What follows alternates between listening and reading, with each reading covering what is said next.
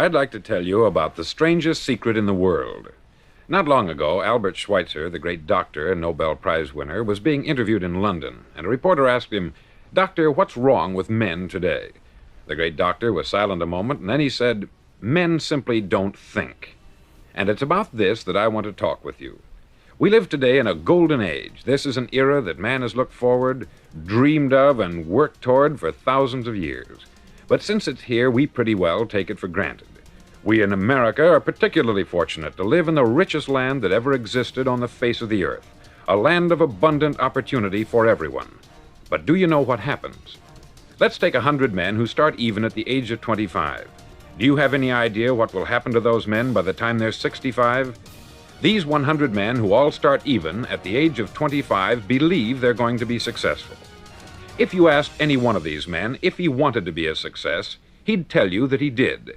And you'd notice that he was eager toward life, that there was a certain sparkle to his eye, an erectness to his carriage, and life seemed like a pretty interesting adventure to him. But by the time they're 65, 1 will be rich, 4 will be financially independent, 5 will still be working, 54 will be broke. Now think a moment. Out of the 100, only 5 make the grade. Why do so many fail? What has happened to the sparkle that was there when they were 25? What's become of the dreams, the hopes, the plans? And why is there such a large disparity between what these men intended to do and what they actually accomplished? When we say about 5% achieve success, we have to define success. And here's the definition. Success is the progressive realization of a worthy ideal. If a man is working toward a predetermined goal and knows where he's going, that man is a success. If he's not doing that, he's a failure. Success is the progressive realization of a worthy ideal. Rollo May, the distinguished psychiatrist, wrote a wonderful book called Man's Search for Himself. And in this book he says, the opposite of courage in our society is not cowardice, it is conformity. And there you have the trouble today. It's conformity. People acting like everyone else, without knowing why, without knowing where they're going. Now think of it. In America right now, there are over 14 million people 65 years of age and over, and about 13 million of these 14 million are broke. They're dependent on someone else for life's necessities. Now, we learn to read by the time we're 7. We learn to make a living by the time we're 25. Usually, by that time, we're not only making a living, we're supporting a family. And yet, by the time we're 65, we haven't learned how to become financially independent in the richest land that has ever been known. Why? We conform. And the trouble is that we're acting like the wrong percentage group, the 95% who don't succeed. Now, why do these people conform? Well, they don't know, really. These people believe that their lives are shaped by circumstances, by things that happen to them, by exterior forces. They're outer-directed people. A survey was made one time that covered a lot of men, working men, and these men were asked this question: why do you work? Why do you get up in the morning? 19 out of 20 had no idea. If you ask them, they'll say, everyone goes to work in the morning. And that's the reason they do it, because everyone else is doing it. Now let's get back to our definition of success. Who succeeds? The only man who succeeds is the man who is progressively realizing a worthy ideal. He's the man who says, I'm going to become this, and then begins to work toward that goal. I'll tell you who the successful people are. A success is the school teacher who's teaching school because that's what she wanted to do. The success is the woman who's a wife and mother because she wanted to become a wife and mother and is doing a good job of it. The success is the man who runs the corner gas station because that's what he wanted to do. The success is the successful salesman who wants to become a top-notch salesman and grow and build with his organization. A success is anyone who is doing deliberately a predetermined job because that's what he decided to do deliberately. But only 1 out of 20 does that.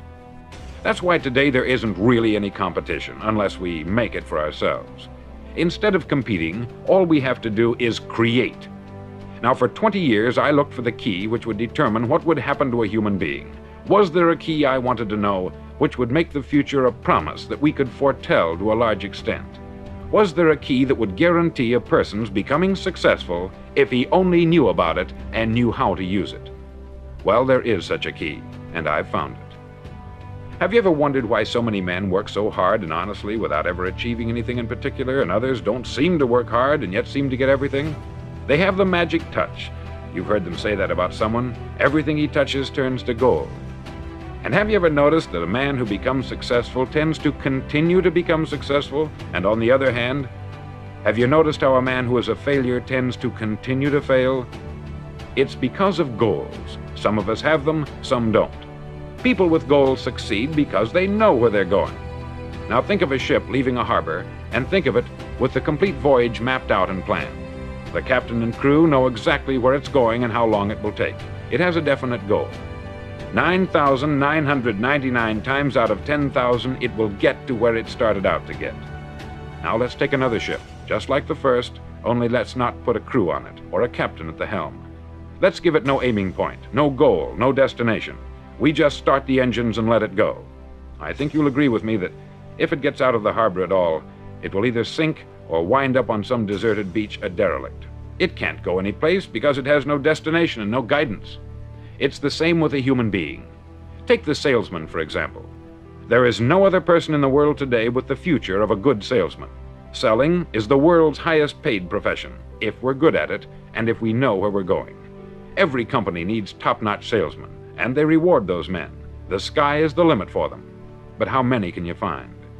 Someone once said, the human race is fixed, not to prevent the strong from winning, but to prevent the weak from losing. The American economy today can be likened to a convoy in time of war. The entire economy is slowed down to protect its weakest link, just as the convoy had to go at the speed that would permit its slowest vessel to remain in formation. That's why it's so easy to make a living today. It takes no particular brains or talent to make a living and support a family today. So we have a plateau of so-called security, if that's what a person's looking for. But we do have to decide how high above this plateau we want to aim for. Now let's get back to the strangest secret in the world, the story that I wanted to tell you today. Why do men with goals succeed in life and men without them fail? Well, let me tell you something which, if you really understand it, will alter your life immediately. If you understand completely what I'm going to tell you from this moment on, your life will never be the same again. You'll suddenly find that good luck just seems to be attracted to you. The things you want just seem to fall in line. And from now on, you won't have the problems, the worries, the gnawing lump of anxiety that perhaps you've experienced before. Doubt, fear, well, they'll be things of the past. Here's the key to success, and the key to failure. We become what we think about. Now let me say that again. We become what we think about. Throughout all history, the great wise men and teachers, philosophers and prophets have disagreed with one another on many different things. It is only on this one point that they are in complete and unanimous agreement.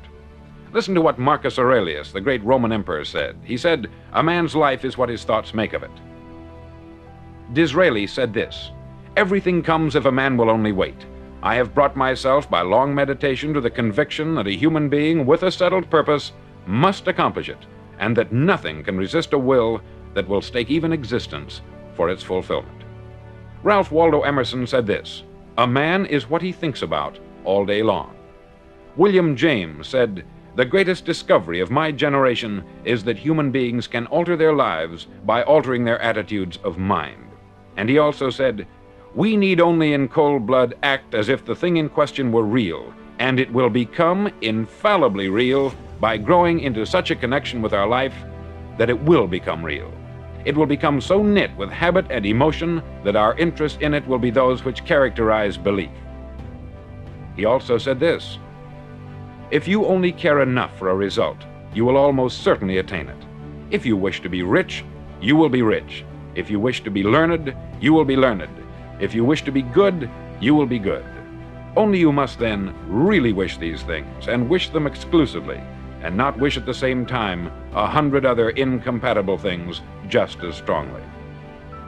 In the Bible you read, in Mark 9:23, "If thou canst believe, all things are possible to him that believeth." Dr. Norman Vincent Peale said this, "This is one of the greatest laws in the universe. Fervently do I wish I had discovered it as a very young man. It dawned upon me much later in life, and I've found it to be one of the greatest, if not my greatest discovery outside of my relationship to God. And the great law, briefly and simply stated, is that if you think in negative terms, you'll get negative results. If you think in positive terms, you will achieve positive results. That is the simple fact which is at the basis of an astonishing law of prosperity and success. In 3 words, believe and succeed. William Shakespeare put it this way: "Our doubts are traitors, and make us lose the good we oft might win by fearing to attempt." George Bernard Shaw said, "People are always blaming their circumstances for what they are. I don't believe in circumstances. The people who get on in this world are the people who get up and look for the circumstances they want, and if they can't find them, make them." Well, it's pretty apparent, isn't it? And every person who discovered this for a while believed that he was the first one to work it out. We become what we think about. Now, it stands to reason that a person who's thinking about a concrete and worthwhile goal is going to reach it, because that's what he's thinking about. And we become what we think about. Conversely, the man who has no goal, who doesn't know where he's going, and whose thoughts must therefore be thoughts of confusion and anxiety and fear and worry, becomes what he thinks about. His life becomes one of frustration, fear, anxiety, and worry. And if he thinks about nothing, he becomes nothing. Now, how does it work? Why do we become what we think about? Well, I'll tell you how it works as far as we know. Now, to do this, I want to tell you about a situation that parallels the human mind. Suppose a farmer has some land, and it's good, fertile land. Now, the land gives the farmer a choice. He may plant in that land whatever he chooses. The land doesn't care. It's up to the farmer to make the decision. Now, remember, we're comparing the human mind with the land, because the mind, like the land, doesn't care what you plant in it. It will return what you plant, but it doesn't care what you plant. Now, let's say that the farmer has 2 seeds in his hand. One is a seed of corn, the other is nightshade, a deadly poison. He digs 2 little holes in the earth and he plants both seeds, one corn, the other nightshade. He covers up the holes, waters, and takes care of the land, and what will happen? Invariably, the land will return what is planted. As it's written in the Bible, "As ye sow, so shall ye reap." Remember, the land doesn't care. It will return poison in just as wonderful abundance as it will corn. So up come the 2 plants, one corn, one poison. Now, the human mind is far more fertile, far more incredible and mysterious than the land, but it works the same way. It doesn't care what we plant. Success, failure. A concrete, worthwhile goal, or confusion, misunderstanding, fear, anxiety, and so on. But what we plant, it will return to us. You see, the human mind is the last great unexplored continent on the earth. It contains riches beyond our wildest dreams. It will return anything we want to plant. Now, you might say, well, if that's true, why don't people use their minds more? Well, I think they've figured out an answer to that, too. Our mind comes as standard equipment at birth. It's free, and things that are given to us for nothing, we place little value on. Things that we pay money for, we value. The paradox is that exactly the reverse is true. Everything that's really worthwhile in life came to us free. Our mind, our soul, our body, our hopes, our dreams, our ambitions, our intelligence, our love of family and children and friends. All these priceless possessions are free, but the things that cost us money are actually very cheap and can be replaced at any time. A good man can be completely wiped out and make another fortune. He can do that several times. Even if our home burns down, we can rebuild it, but the things we got for nothing, we can never replace. The human mind isn't used merely because we take it for granted. Familiarity breeds contempt. It can do any kind of job we assign to it, but generally speaking, we use it for little jobs instead of big, important ones. Universities have proved that most of us are operating on about 10% of our abilities. Decide now, what is it you want? Plant your goal in your mind. It's the most important decision you'll ever make in your entire life. Do you want to be an outstanding salesman, a better worker at your particular job? Do you want to go places in your company, in your community? All you've got to do is plant that seed in your mind. Care for it. Work steadily toward your goal, and it will become a reality. It not only will, there's no way that it cannot. You see, that is a law, like the laws of Sir Isaac Newton, the laws of gravity. If you get on top of a building and jump off, you'll always go down. You'll never go up. And it's the same with all the other laws of nature. They always work. They're inflexible. Think about your goal in a relaxed, positive way. Picture yourself in your mind's eye as having already achieved this goal. See yourself doing the things you will be doing when you've reached your goal. Ours has been called the phenobarbital age, the age of ulcers and nervous breakdowns. At a time when medical research has raised us to a new plateau of good health and longevity, far too many of us worry ourselves into an early grave trying to cope with things in our own little personal ways, without learning a few great laws that will take care of everything for us. These things we bring on ourselves through our habitual way of thinking. Every one of us is the sum total of his own thoughts. He is where he is because that is exactly where he really wants to be, whether he'll admit that or not. Each of us must live off the fruit of his thoughts in the future, because what you think today and tomorrow, next month and next year, will mold your life and determine your future. You're guided by your mind. I remember one time I was driving through Arizona and I saw one of those giant earth-moving machines roaring along the road at about 35 miles an hour with what looked like 20 tons of dirt in it, a tremendous, incredible machine, and there was a little man perched way up on top with the wheel in his hands guiding it. And as I drove along, I was struck by the similarity of that machine to the human mind. Just suppose you're sitting at the controls of such a vast source of energy. Are you going to sit back and fold your arms and let it run itself into a ditch? Or are you going to keep both hands firmly on the wheel and control and direct this power to a specific, worthwhile purpose? It's up to you. You're in the driver's seat. You see, the very law that gives us success is a two-edged sword. We must control our thinking. The same rule that can lead a man to a life of success, wealth, happiness, and all the things he's ever dreamed of for himself and his family, that very same law can lead him into the gutter. It's all in how he uses it, for good or for bad. This is the strangest secret in the world. Now, why do I say it's strange, and why do I call it a secret? Actually, it isn't a secret at all. It was first promulgated by some of the earliest wise men, and it appears again and again throughout the Bible. But very few people have learned it, understand it. That's why it's strange, and why, for some equally strange reason, it virtually remains a secret.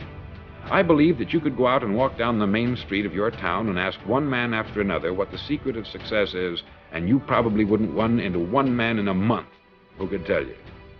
Now, this information is enormously valuable to us if we really understand it and apply it.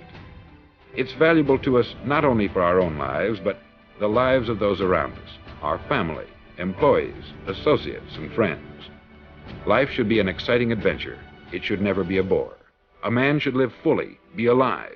He should be glad to get out of bed in the morning. He should be doing a job he likes to do because he does it well.